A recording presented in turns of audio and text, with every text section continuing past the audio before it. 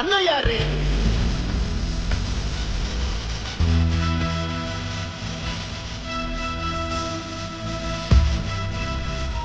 Captain America the new world. So இந்த captain America த Marvel இவங்கள பற்றி சொல்லணும் அப்படின்னா, இந்த அவெஞ்சர்ஸ் எண்டு கேம் அதோட இந்த அவெஞ்சர்ஸோடைய கதையை முடிஞ்சிருச்சு. ஸோ இதுக்கப்புறம் புது அவெஞ்சர்ஸ் வரப்போகிறாங்க அப்படின்றத கன்ஃபார்ம் பண்ணிட்டாங்க. ஏன்னா இந்த கேப்டன் அமெரிக்கா நியூ வேர்ல்டு படத்தில் ஸோ யூஎஸ் பிரசிடெண்ட்டாக இருக்காருங்க. யார் அப்படின்னா, நம்ம இன்க்ரெடிபிள் ஹல்கில் ஒருத்தர் நீங்கள் பார்த்துருப்பீங்க.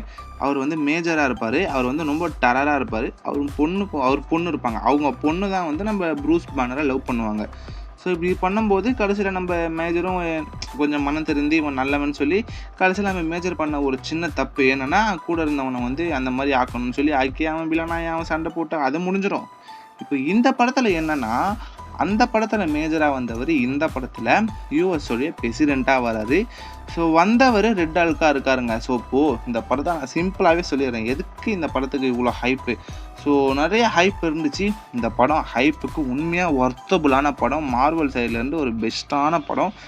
கிராஃபிக்ஸ்லாம் வந்து உண்மையாக நல்லபடியாக பண்ணியிருக்காங்க. அதில் எந்த வித குறையுமே கிடையாது. ஸோ நம்ம வில்லனுக்கு என்ன பிரச்சனை அப்படின்னா, நம்ம மேஜர் வந்து வில்லனை வந்து பிடிச்சி வச்சுக்கிறாரு. நம்ம மேஜருக்கு இதயத்தில் ஒரு பிரச்சனை. அந்த பிரச்சனையை இவனால் தான் சரி பண்ண முடியும்னு சொல்லி பிரச்சனையை வந்து சரி பண்ணிக்கிறாரு. கடைசியில் இவனுக்கு பண்ண வேண்டியது பண்ணாரா கேட்டிங்கன்னா பண்ணலை. இவனுக்கு வந்து பார்த்திங்கன்னா ரொம்ப புத்திசாலி ஆகணும்னு ஆசை. அதனால் ஏதோ ஒரு எக்ஸ்பீரியன்ஸ் பண்ணி அவன் மூஞ்சி கொடூரமாக ஆகி வில்லனே ஓரளவு கொடூரமாக தான் காமிச்சிருப்பாங்க. ஸோ வில்லனுக்கு என்னென்னா, இவன் பண்ண தப்பு எல்லாத்தையும் சுற்றி காட்டணும். இவன் ஒரு பிரச்சனையில் இருக்கான், அந்த பிரச்சனையை இந்த உலகத்துக்கு காட்டணும்னு சொல்லி இந்த எல்லாரோடைய பிரெயினையும் கண்ட்ரோல் பண்ணுவான். அந்த மாதிரி தான் நம்ம கேப்டன் அமெரிக்கா கூட ஒரு ஃப்ரெண்டு இருக்கார். அவர் வந்து பார்த்திங்கன்னா, நம்ம எப்படி இப்போ நம்ம ஸ்டீவ் ராஜர்ஸுக்கு வந்து பார்த்திங்கன்னா சூப்பர் சீரம் கொடுத்து அவரை வந்து பவர்ஃபுல்லாக ஆக்கினாங்களோ, அதே மாதிரி கருப்பாக ஒருத்தரை ஆக்கினாங்க அப்படின்றது இந்த படத்தில் ரிவீல் பண்ணியிருக்காங்க.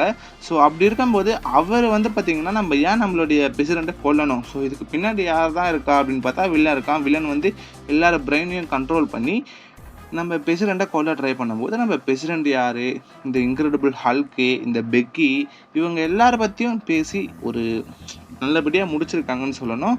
கடைசியில் இந்த ரெட் ஹல்க் உண்மையாக பிளாஸ்ட்டு பண்ணிட்டாங்க.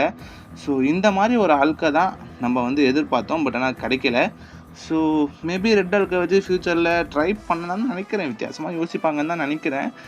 ஸோ இந்த படம் எப்படி தான் இருக்குது அப்படின்னா, இந்த படம் ஒரு பக்காவான ஆக்ஷன் சைஃபை மூவி.